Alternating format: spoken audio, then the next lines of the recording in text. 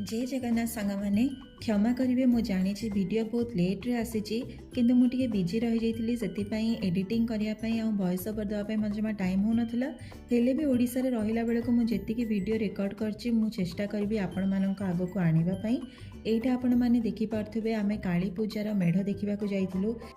एठी माँ को बहुत सुंदर भाव में सजा होता और मेढ़ को भी बहुत सुंदर भाव में सजा होता।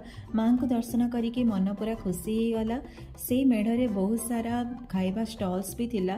तेणु फर्स्ट आम जाइलु ठुंका पूरी खायापी। ठुंका पूरी मु फर्स्ट टाइम खाइली आ मते बहुत टेस्टी लगिला।